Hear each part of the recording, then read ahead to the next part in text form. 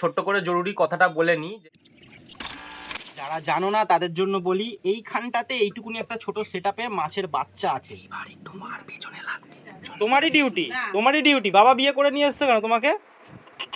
এই কথাটা তোর বউ আসলে বলবি। গোলাপ গাছটাকে ঠিকঠাক গ্রো করার জন্য কি করব, আর এতটা পরিমাণ খারাপ লাগছে না, মানে কি বলবো তোমাদের। প্রথম ওরম ভাবে গাছ লাগিয়েছি, সেই গাছটাকে আমি তুলে ফেলবো বা ওখানে একটা অন্য গাছ লাগাবো, এটা কি করে হয়? হ্যালো, ওয়েলকাম টু কুনাল পাত্র ব্লগস। কেমন আছো সবাই? আশা করছি সবাই ভালো আছো। আজকে তোমাদের সাথে একটা জরুরি কথা বলতে চাই, তো চলো আগে ব্লগটা শুরু করা যাক। প্রথম কথা, আজকে আমার চুলগুলো দেখে একটু অন্যরকম তোমাদের মনে হবে, কারণ কালকে রাত্রিবেলা এক রকমের তেল দিয়ে শুয়েছিলাম, যেটা মা বানায় তেলটা অনেক রকম পাতা দিয়ে। এর আগে আমি একটা ব্লগ বানিয়েছিলাম, সেই ব্লগের লিঙ্কটা আমি ডেসক্রিপশানে অলরেডি দিয়ে রেখেছি, তো সেটা গিয়ে দেখতে পারো। ছেলেরা মেয়েরা সবাই মাখতে পারবে, ছেলেদেরও ভীষণ উপকার হবে যদি তোমরা এই জিনিসগুলো জোগাড় করে বানাতে পারো। আর একটা জিনিস তোমাদের বলতে চাই, অন্য সময় যখনই আমি দেখিয়েছি যে টিফিন খাচ্ছি, আমি আর মা থাকতাম, আমি আর মা টিফিন খেতাম, কিন্তু যেহেতু মায়ের বেলা স্কুল হয়ে গেছে, মা টিফিন নিয়ে চলে গেছে স্কুলে, আমি একা একাই টিফিন খাচ্ছি। আর আজকে যেহেতু শনিবার, রুটি আছে, অন্যদিনও আলু চচ্চড়ি থাকে, কিন্তু আজকে পোস্ত দিয়ে আলুর তরকারি, দুপুরেও খাবো আমরা এটা। এখন এটা ওই নিয়ে ভাবলাম যে খেয়ে নিই। তার আগে ছোট্ট করে জরুরি কথাটা বলে নিই, যে কেন আজকে বললাম জরুরি কথা। আমি এই কয়েকদিন ধরে খুবই স্যাড নিউজ পাচ্ছি, মানে খুবই খারাপ সময় যাচ্ছে। তার কারণ আমি বলছি, কিন্তু তার আগে বলি যে তোমরা অনেকেই ভাববে যে এখন তো গরমটা চলে গেছে, তাই যারা বড়রা আছে তারা হুড়োহুড়ি করে কাজ করলেও অসুবিধা হবে না। বিশেষ করে যারা আমার মতন ছেলে মেয়েরা দেখছো, তার মা বাবারা তাদের প্রিয়জনদের একটুখানি খেয়াল রাখো, কারণ গরম চলে গেছে মানেই কিন্তু এরকম না, এখন কিন্তু সবার খুব স্ট্রোক হচ্ছে। হ্যাঁ, আমি ঠিকই বলছি। প্লিজ সবাই বড়দেরকে সাবধানে রাখো। হ্যাঁ, যে ধরো বাবা বা মা যে হুড়োহুড়ি করে কাজ করছে, এখন তো গরম চলে গেছে, কোনো অসুবিধা নেই, এখন তাড়াহুড়ো করে কাজ করা যাবে, এখন আর অত রুলস রেগুলেশন মানতে হবে না, নুন চিনি খেতে হবে না, ওআরএস খেতে হবে না, তো প্লিজ এগুলো করাও। কারণ আমি কদিন ধরে এত স্ট্রোকের খবর শুনছি, আমার এক বান্ধবীর মা মানে খুবই অবস্থা ক্রিটিক্যাল, ভর্তি রয়েছে হসপিটালে, ভেন্টিলেশনে রয়েছে, ব্রেন স্ট্রোক হয়েছে। আমার এক মামির এরকম হয়েছে, আরও পাশে এদিক ওদিক থেকে অনেক খবর পাচ্ছি, তাই আমি প্লিজ একটুখানি সাবধান করার চেষ্টা করছি তোমাদেরকে। এই গাছগুলো একটুখানি ছেটে দিই, কারণ অনেকটা বড় বড় হয়ে গেছে, দেখতে বাজে লাগছে। আর দেখতে বাজে লাগার থেকেও এইখানটায় তো মনসা মণ্ডপ রয়েছে, মা বাবা প্রত্যেকদিন পুজো করতে যায়, তো অসুবিধা হয়। এই গাছগুলো কিন্তু অনেকের বাড়িতেই থাকে, কিন্তু এর একটা গুণাগুণ কিন্তু অনেকেই জানো না। এই গাছগুলোর পাতা কেটে গেলে কিন্তু দিলে খুব ভালো কাজ করে। একটা যেমন লতা পাতা হয়, ওটা দিলেও কাজ করে, এটা দিলেও কিন্তু কাজ করে। যাই হোক, আমার ফিশ পন্ডের ওয়াটারটা একদমই মেনটেন করা হচ্ছে না, খুব ব্রাউন অ্যালগি হয়ে যাচ্ছে, তো ওটাও মেনটেন করতে হবে। আগে দেখো এইরকম ছিল, একটা ডাল উঁচু একটা ডাল নিচু, একটা ডাল এইদিকে সামনের দিকে রয়েছে, আর এখন দেখো এরকম হলো। এখন কত সুন্দর লাগছে বলো দেখতে। এদিকে চতুর্দিকে কাঁঠাল গাছের পাতা পড়ে রয়েছে, আর দেখো ফিশ পন্ডের শেডের ওপরেও কাঁঠাল পাতা পড়ে রয়েছে, দেখতে খুবই বাজে লাগছে। ওগুলোকে একটু ঝেড়ে পরিষ্কার করে দিই। জল যেতে এখন একটু সময় আছে, তাই আমি আগের লটের পোলার প্যারটের বাচ্চাগুলো একটু দেখে নেব। অনেক দিন দেখা হয় না, মনে হয় জলটা কমে গেছে, জল দিতে হবে। আমিও দেখছি, তোমাদেরকেও দেখাচ্ছি। যারা জানো না তাদের জন্য বলি, এইখানটাতে এইটুকুনি একটা ছোট সেটআপে মাছের বাচ্চা আছে। শুধু মাছের বাচ্চা না, মানে মাছ ছিল এর মধ্যে দুখানা। যেই পোলার প্যারট এখন বড় অ্যাকোরিয়ামে রয়েছে দুখানা, ওই পোলার প্যারট এখানেই ছিল, এখানে ওরা বাচ্চা দিয়েছে। বাচ্চা এবার ওদেরকে আলাদা করে তুলে দিয়েছিলাম, এখন এই বাচ্চাগুলো অনেকটা বড় হয়ে গেছে।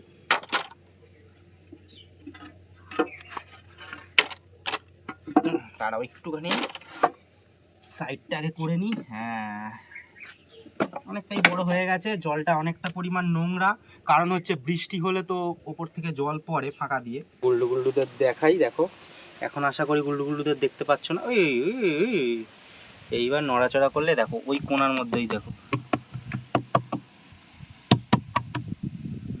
দেখো সাদা বাচ্চা কিছু দিয়েছে। এইখানটা যেহেতু ছোট সেটআপ, এই জন্য কম বাচ্চা দেয়। জলটা তো পুরো ভরে দিয়েছি, এইবার মাছগুলোকে বুঝতে পারবে। একটা সাদা মাছ দেখো কতটা বড় হয়ে গেছে, সবগুলোর থেকে সাদা মাছটা বড়। এইবার জলটা অনেকটা দিয়েছি, আর জলটা একটু পরিষ্কারও করেছি হালকা, ওই জন্য বোঝা যাচ্ছে এদিকে পালাচ্ছে।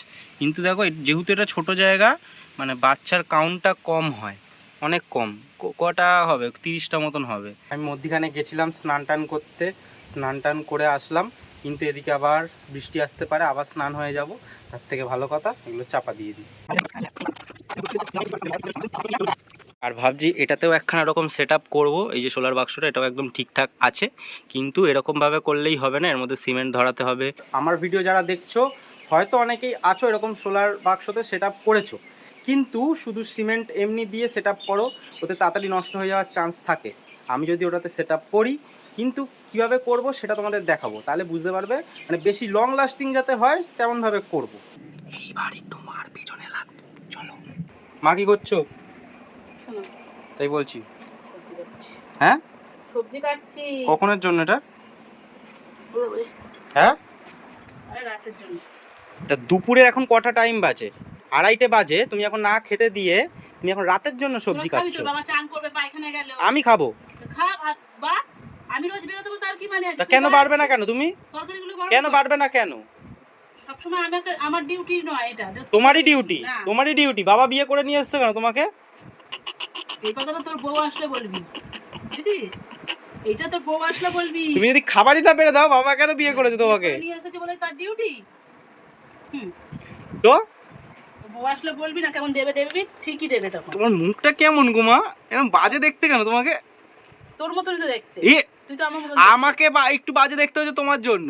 তাহলে তো হবেই তো, বাজে মায়ের বাজে ছেলে। এতটাই। আমি কিছুদিন আগে একটা শর্টস ভিডিও দিয়েছিলাম, যেখানে জিজ্ঞেস করেছিলাম তোমাদের কাছে যে আমার গোলাপ গাছটাকে ঠিকঠাক গ্রো করার জন্য কি করব। তো ফাইনালি অনেকে রিপ্লাই দিয়েছিলে যে এই গরমের জন্য হচ্ছে। তো যাই হোক, দেখো ফুল ফুটেছে দুখানা, এখনও ওপর থেকে ডাল বেরোচ্ছে অনেক, আর এই ফুল ফুটছে। আপাতত এখন ঠিকঠাক আছে, তো এটা ভীষণ খুশি লাগছে। মেন কথা, শীতকালে ফুল হলো না, এখন বর্ষাকালে শীতকালের আগে ফুল হচ্ছে। ফুলের সাইজটা একদমই ছোট। হ্যাঁ, কোথায় এত বড় বড় ফুল হয় সেখানে দেখো কয়টুকুনি ফুল হয়েছে। যাই হোক, হচ্ছে তো। এই গাছটাকে আবার দেখো গরুতে খেয়ে নিয়েছে। ঠিক বাঁদিকেই একখানা গাছ বসিয়েছিলাম, এই গাছটা 2 মাস বাদে। সেই গাছটা সপ্তাহে সপ্তাহে 1.5-2 ফুট করে বড় হয়ে যাচ্ছে, অথচ এই গাছটার অবস্থা দেখো। একেই ওপরে বড় বড় গাছ রয়েছে, একটা ছাওয়া পড়ে, সেই জন্য গাছটা বাড়ছে না, তারপরেও আবার গরুতে খেয়ে নিচ্ছে। তো কি করব বলো তো এবার? আমার এতটা পরিমাণ খারাপ লাগছে না, মানে কি বলবো তোমাদের। আমি চাইলেই কিন্তু ওই যে গাছটার জায়গাতে অন্য একটা গাছ বসাতে পারি, কিন্তু আমি প্রথম একখানা গাছ লাগিয়েছি যেটা অত সুন্দরভাবে ঘিরে। আমার 300 সাবস্ক্রাইবার কমপ্লিট হওয়ার সেলিব্রেশন, সেটা আলাদা, কিন্তু আমি প্রথম ওরমভাবে গাছ লাগিয়েছি, সেই গাছটাকে আমি তুলে ফেলবো বা ওখানে একটা অন্য গাছ লাগাবো? এটা কি করে হয়?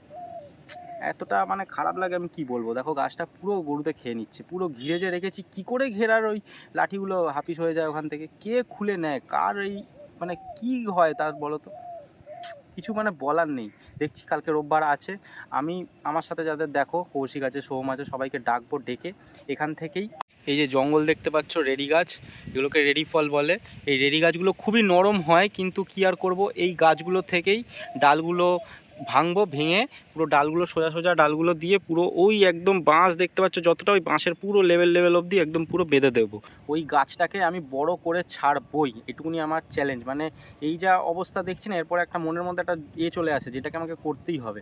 ওই গাছটাকে আমি বড় করেই ছাড়বো, দরকার পড়লে আমি প্রত্যেক সপ্তাহে এসে সার দেবো, সব কিছু করবো, কিন্তু ওই গাছটা যেন বড় হওয়া চাই। কালকে এই মোটা কাঠটাকে খুলবো এখান থেকে, এই মোটা কাঠটাকে খুলে এই বাঁশের সাথে বাঁধবো যাতে অনেকটা লম্বা হয়ে যায়, দিয়ে একদম পুরো এই হাইট অবধি। এই বাঁশটা তো অনেক হাইট আছে, ওই বাঁশটা অনেকটা হাইট হবে, দরকার পড়লে এই বাঁশটার সঙ্গেও আর একটা কিছু বাঁধবো, বেঁধে একদম পুরো উঁচু করে একদম ঘিরে দেবো। আর তলাতে গাছটাও তো অনেকটা লম্বা হয়ে গেছে, এই দিকটি তো কিছু হবে না, এতটা অবধি বা এটা খুলে দেবো, এরকম জায়গা থেকে পুরো একদম ঘিরবো, যাতে আমি এখান থেকে সার বা সব কিছু দিতে পারি গাছটাকে। কালকে এটা আমি করবো। এক্ষুনি আবার বৃষ্টি আসতে চলেছে, আর এসে দেখলাম মারা খেতে বসে গেছে অলরেডি। তাই আজকের ব্লগ এখানেই শেষ করছি, দেখা হচ্ছে নেক্সট ভিডিওতে। সবাই ভালো থেকো, সুস্থ থেকো, সাবধানে থেকো, টেক কেয়ার।